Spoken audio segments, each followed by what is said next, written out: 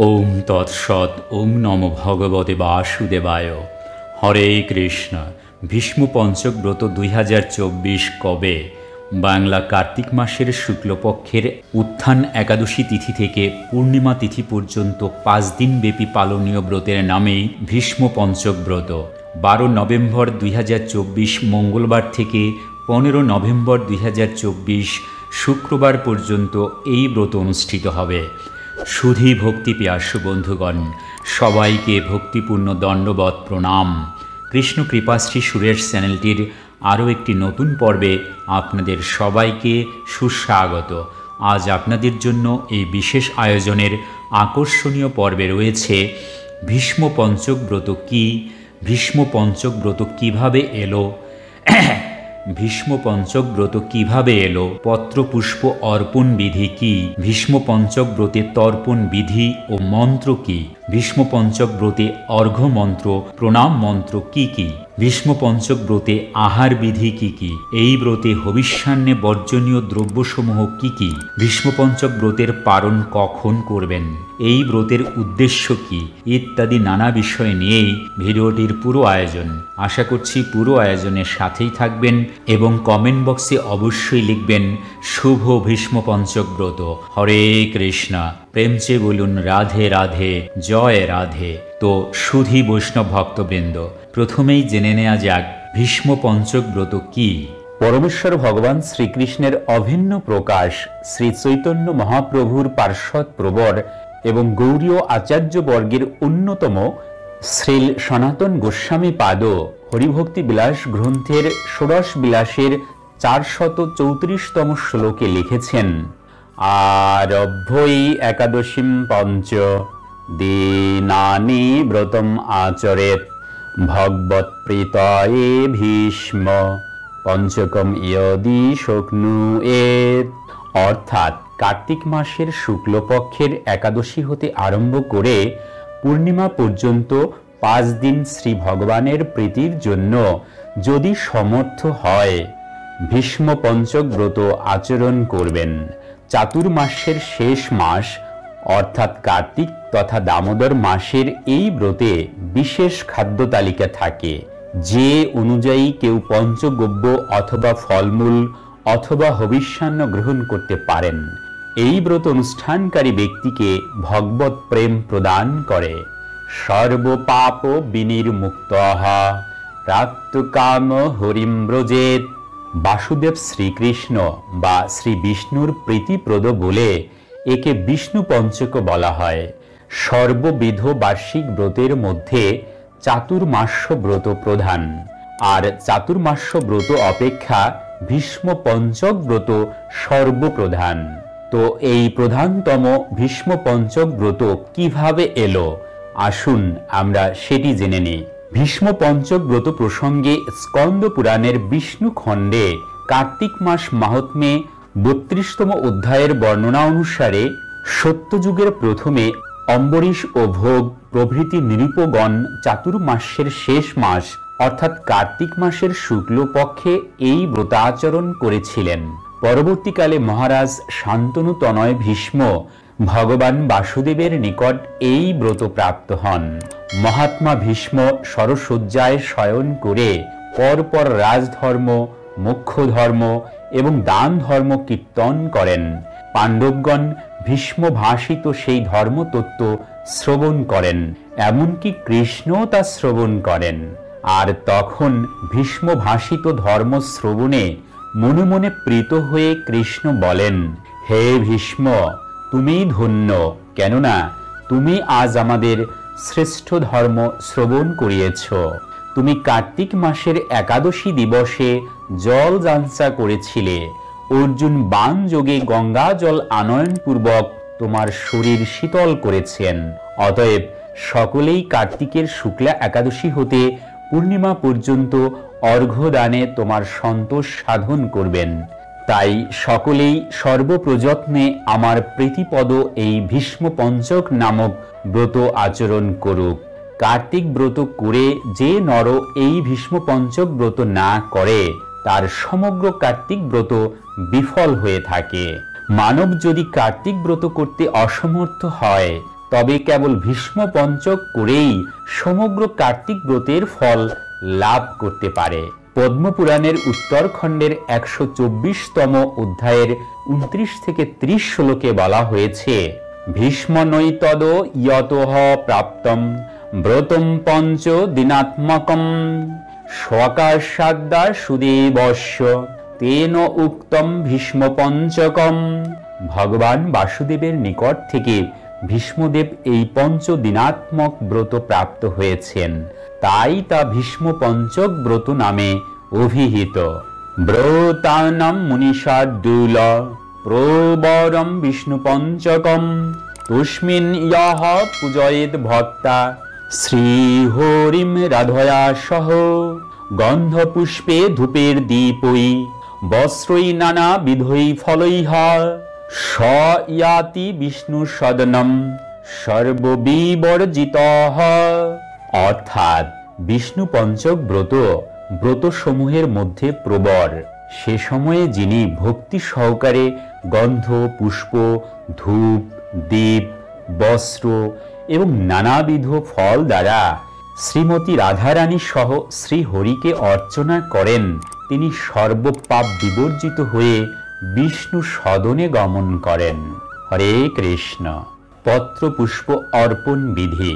ব্রতকালে শ্রী শ্রী রাধা কৃষ্ণ বা ভগবানের অন্য যে কোনো রূপের শ্রী বিগ্রহকে ঘৃত প্রদীপ এবং পুষ্প নিবেদন করা উচিত। ভগবানের শ্রী বিগ্রহে প্রতিদিন ভিন্ন ভিন্ন পুষ্প নিবেদনের নিয়ম রয়েছে। এ প্রসঙ্গে গরুড় পুরাণ পূর্বখণ্ড 123 অধ্যায়ের 8 থেকে 9 শ্লোকে বলা হয়েছে, প্রথম দিন পদ্মফুল অর্পণ করবেন চরণ কমলে, দ্বিতীয় দিন বিল্লপত্র অর্পণ করবেন জানুতে, তৃতীয় দিন গন্ধদ্রব্য নাভি কমলে অর্পণ করবেন, চতুর্থ দিন বিল্লপত্র ও জবা ফুল অর্পণ করবেন স্কন্দ দেশে, আর পঞ্চম দিন মালতী ফুল শিরোদেশে অর্পণ করবেন। যদি কখনো দুটো তিথি একদিনে পড়ে তবে ওই 2 দিনের উদ্দিষ্ট ফুলগুলো একই দিনে নিবেদন করতে পারবেন। আর যদি কারো নিকট ফুল না থাকে তবে ভগবানের নির্ধারিত স্থানে নির্ধারিত ফুলগুলো কেউ মানসিকভাবেও নিবেদন করতে পারেন। হরে কৃষ্ণ। ভীষ্ম পঞ্চক ব্রতের তর্পণ বিধি এবং মন্ত্র। গরুড় পুরাণ অনুসারে একজন ব্যক্তির প্রতিদিন গঙ্গা অথবা যে কোনো পবিত্র নদীতে অথবা জলাশয়ে স্নান করা উচিত। তর্পণ দেওয়ার সময় যাদের ক্ষেত্রে প্রযোজ্য উপবীতকে পেছন দিকে নেবেন এবং উভয় হাতে জল নেবেন, অতঃপর মন্ত্র উচ্চারণ করবেন এবং 2 হাত এভাবে ডান দিকে নিচের দিকে কাত করে নিবেদন করবেন, যাতে জল ডান হাতের বৃদ্ধাঙ্গুলির নিচ দিয়ে প্রবাহিত হয়। এটি পূর্বপুরুষের উদ্দেশ্যে নৈবেদ্য নিবেদনের একটি উপায়। আপনারা ভীষ্ম পঞ্চকে এটি ভীষ্মদেবের উদ্দেশ্যে করেন। সাথে নিম্নোক্ত মন্ত্র উচ্চারণের মাধ্যমে 3 বার ভীষ্মদেবের উদ্দেশ্যে তর্পণ করা উচিত। তর্পণ মন্ত্র: ওম বৈয়াগ্রপদ্ম গোত্রায় সমস্কৃতি প্রবরায় চ অপুত্রায় দদম্মে তৎ সলিলম ভীষ্মবর্মণে। অতঃপর অর্ঘ্য মন্ত্র: বসুনাম অবতারায় শান্তনু রাজাত্মায় চ অর্ঘ্যম দদামি ভীষ্মায় আজন্ম ব্রহ্মচারিণে। অতঃপর প্রণাম মন্ত্র: ওম ভীষ্ম শান্তনব বিরহ সত্যবাদী জিতেন্দ্রিয়ঃ অভিরোদ্ভিরবাপ্নোতু পুত্র পৌত্র চিতাম ক্রিয়াম। অতঃপর আহার বিধি। ব্রতকারী কতবার আহার গ্রহণ করতে পারে সে ব্যাপারে নির্ধারিত কোনো কিছুই শাস্ত্রে উল্লেখ নেই। ভীষ্ম পঞ্চক ব্রত ব্যক্তির সামর্থ্য অনুসারে বিভিন্ন স্তরে উদযাপন করা যায়।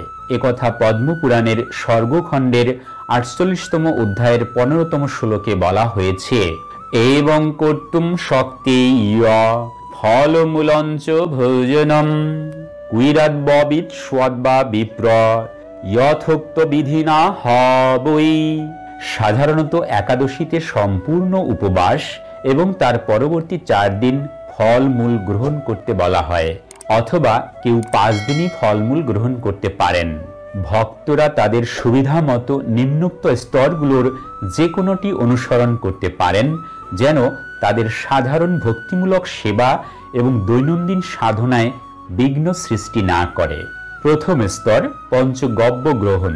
পঞ্চগব্যের এক একটি এক এক দিনে গ্রহণ করা যেতে পারে, যা গরুড় পুরাণ পূর্বখণ্ডের 123 অধ্যায়ের 10ম শ্লোক, পদ্ম পুরাণ স্বর্গখণ্ডের 48তম অধ্যায়ের 11 থেকে 14তম শ্লোক, স্কন্ধ পুরাণ কার্তিক মাস মাহাত্ম্য 32তম অধ্যায়ের 46, 47 এবং 50তম শ্লোকে বর্ণিত হয়েছে। প্রথম দিন গোময়, দ্বিতীয় দিন গোমূত্র, তৃতীয় দিন দুধ, চতুর্থ দিন দধি এবং পঞ্চম দিন গোময়, গোমূত্র, দুগ্ধ। দ্বিতীয় স্তর ফলমূল গ্রহণ। যদি কেউ প্রথম স্তর অনুসরণ করতে না পারেন, তবে ফলমূল গ্রহণ করা যেতে পারে। অধিকাংশ ব্যক্তি ফলমূল গ্রহণ করেন, তাই আলু, মূল এবং ফল যেমন কলা, আপেল, কুল, পানি ফল, বাদাম, আখরোট, হেলেন্টোস, কাজু বাদাম, কিশমিশ এবং খেজুর খাওয়া যেতে পারে। বিভিন্ন ফলের মতো এগুলো ফল হিসেবেই বিবেচিত হয়। আখের রস এবং ইক্ষু দ্রব্য যেমন মিষ্টি গ্রহণ করা যাবে, কিন্তু গুড় এবং মেলাসেস অনুমোদিত নয়। আলু, কাঁচকলা অথবা মিষ্টি আলু সেদ্ধ করে গ্রহণ করতে পারেন। স্বাদের জন্য সৈন্দব লবণ ব্যবহার অনুমোদিত, তবে দুধ বা দুগ্ধজাত কোনো দ্রব্য গ্রহণ করা যাবে না। নারকেল এবং নারকেলের জল গ্রহণ করা যাবে। অতঃপর তৃতীয় স্তর হবিষ্যান্ন গ্রহণ। যদি কেউ তৃতীয় স্তর পালনে অসমর্থ হন, তবে হবিষ্যান্ন গ্রহণ করতে পারেন। শ্রী হরিভক্তি বিলাসের ত্রয়োদশ বিলাসের 10 থেকে 13 নং শ্লোকে হবিষ্যান্নের উপাদান উল্লেখ করা হয়েছে। নিম্নোক্ত উপাদানগুলো হবিষ্যান্ন তৈরিতে ব্যবহার করা যাবে। হবিষ্যান্ন সাধারণত আতপ চাল এবং মুগ ডাল দিয়ে তৈরি করা হয়। যারা একাদশী থেকে একাদশী পর্যন্ত চাতুর্মাস্য ব্রত পালন করছেন, নিয়ম অনুযায়ী তাদের কার্তিক মাস একাদশী পর্যন্ত সম্পন্ন হয়েছে, তাই তারা তাদের হবিষ্যে মুগ ডাল গ্রহণ করতে পারেন। তবে অধিকাংশ ভক্তগণ পূর্ণিমা থেকে পূর্ণিমা পর্যন্ত চাতুর্মাস্য ব্রত পালন করেন, তাই ভীষ্ম পঞ্চকের হবিষ্যে মুগ ডাল অনুমোদিত হবে না এবং সকল প্রকার তেল পরিত্যাজ্য। তো হবিষ্যান্নে আতপ চাল, ঘি, সৈন্দব লবণ, পাকা কলা, কালো শাক, গম, বার্লি এই উপাদানগুলো গ্রহণ করা যেতে পারে। এছাড়া নিম্নোক্ত ফলসমূহ গ্রহণ করা যেতে পারে। ফলসমূহ স্কন্দ পুরাণের নাগর খণ্ডে অবশ্যই একটি ছোট বীজের অথবা কম বীজপূর্ণ ফলের কথা উল্লেখ করা হয়েছে, যেমন আম, কাঁঠাল, লাবলি ফল, কেয়া ব্যতীত সকল মূল, পিপলি, হরিতকি, আমলকি, নারঙ্গ, ইক্ষুদ্রব্য, ইক্ষুগুড় ব্যতীত এবং ননিপূর্ণ গোদুগ্ধ। ভীষ্ম পঞ্চক ব্রতে হবিষ্যান্নে বর্জনীয় দ্রব্যসমূহ। নিম্ন বর্ণিত দ্রব্যগুলো হবিষ্যান্নের অন্তর্ভুক্ত হলেও তা কার্তিক মাসে বর্জন করতে বলা হয়েছে, যথা তিলের তেল, বেতো শাক, সাত্ত্বিক শাক, মূলা, জিরা এবং তেঁতুল। ভীষ্ম পঞ্চক ব্রতের পারণ পূর্ণিমার দিন তথা ব্রতের শেষ দিন সূর্যাস্তের পর এবং চন্দ্রোদয়ের সময় ব্রতের পারণ করতে হবে। সেদিন বিকেলের প্রসাদ না পেলেই ভালো, কেননা কিছুক্ষণ পরেই ব্রত শেষ হবে এবং তখন মহাভোজ হবে। ব্রতকারী প্রথমে পঞ্চগব্য পান করে তারপর আহার গ্রহণ করবে। কেউ কেউ প্রশ্ন করেন, ভীষ্ম পঞ্চক ব্রতকালে একাদশীর দিন উপবাস করার পর দিন কি খেয়ে পালন করা উচিত? উত্তরে বলা যায় যে আমরা একটি সংকল্প করি, আমরা ভীষ্ম পঞ্চক পালন করছি। সংকল্প করার মাধ্যমে এই একাদশী পালনের দিনটিও স্বাভাবিকভাবেই ভীষ্ম পঞ্চক ব্রতের অন্তর্ভুক্ত হয়ে যায়। কেউ যদি হবিষ্যান্ন গ্রহণ করে ব্রত পালন করেন, তবে একাদশীর পালন হিসেবে দ্বিতীয় দিন দানা গ্রহণ করতে পারেন। প্রথম ও দ্বিতীয় স্তরের ক্ষেত্রে যেহেতু 5 দিন দানা গ্রহণ নিষিদ্ধ, সেক্ষেত্রে পঞ্চম দিন ব্রতের পালন করবেন। তবে কেউ যদি সত্যি এ ব্যাপারে চিন্তিত হন, তবে তিনি একাদশীতে নির্জলা উপবাস থাকতে পারেন এবং জল গ্রহণ করে পালন করতে পারেন। হরে কৃষ্ণা, প্রেমচে বলুন রাধে রাধে, জয় রাধে। তো এবারে আসুন আমরা জেনে নিই ভীষ্ম পঞ্চক ব্রতের উদ্দেশ্য কি। যেহেতু উদ্দেশ্যটি হলো আমাদের নিয়মিত ভগবত ভক্তি চালিয়ে যাওয়া। এমন নয় যে আমি উপবাস করছি তাই আমি কিছু করব না। যাদের ডায়াবেটিস আছে অথবা যারা সম্পূর্ণ উপবাস করতে পারবেন না তারা হবিষ্যান্ন খেতে পারেন। যে ব্যাপারটি চিত্তাকর্ষক তা হল ভীষ্মদেব তার পিতার কারণে বিবাহ না করার প্রতিজ্ঞা করেছেন। এর পেছনে এক বৃহৎ কাহিনী রয়েছে। প্রার্থনায় আছে আজন্ম ব্রহ্মচারিণে, অর্থাৎ সারা জীবন ব্রহ্মচারী হয়েছিলেন। আমরা তার জন্য তর্পণ করছি। তার কোনো সন্তান নেই, তার কখনো বিবাহ হয়নি। সারা ভারতবর্ষ এবং সারা বিশ্বের লক্ষ লক্ষ মানুষ ভীষ্মদেবের জন্য ভীষ্ম পঞ্চক ব্রত পালন করছেন এবং তারা তর্পণ করছেন, কিন্তু তার অর্থাৎ ভীষ্মদেবের কোনো সন্তান নেই। আর তাই এতে গঙ্গা দেবী প্রসন্ন হন এই বলে যে তার পুত্র সম্মান প্রাপ্ত হচ্ছেন। এভাবে এই ব্রতের ফলে মাতা গঙ্গা, মহাত্মা ভীষ্মদেব এবং সর্বোপরি পরমেশ্বর ভগবান প্রসন্ন হন। আর তাকে প্রসন্ন করাই সমস্ত যজ্ঞ, দান, ব্রত অথবা তপস্যার মুখ্য উদ্দেশ্য। হরে কৃষ্ণ। প্রেম চেয়ে বলুন রাধে রাধে, জয় রাধে। তো সুধী বৈষ্ণব ভক্তবৃন্দ, ভীষ্ম পঞ্চক ব্রত কি? ভীষ্ম পঞ্চক ব্রত কিভাবে এলো? এই ব্রতে পত্রপুষ্প অর্পণ বিধি কি? ভীষ্ম পঞ্চক ব্রতে তর্পণ বিধি ও মন্ত্র কি? ভীষ্ম পঞ্চক ব্রতের অর্ঘ্য মন্ত্র, প্রণাম মন্ত্র কি? ভীষ্ম পঞ্চক ব্রতের আহার বিধি কি? এই ব্রতে হবিষ্যান্নে বর্জনীয় দ্রব্যসমূহ কি কি? ভীষ্ম পঞ্চক ব্রতের পালন কখন? এই ব্রতের উদ্দেশ্য কি? এই সকল বিষয়ই এই ভিডিওর মাধ্যমে আমি আপনাদের সামনে তুলে ধরলাম।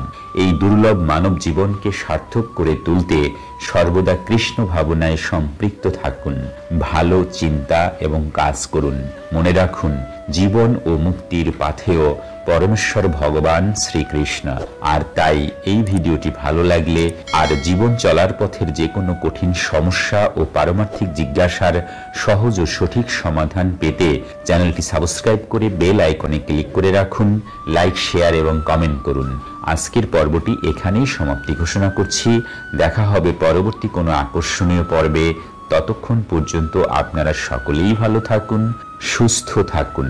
হরে কৃষ্ণ, হরি বল। প্রেম চেয়ে বলুন রাধে রাধে, জয় রাধে।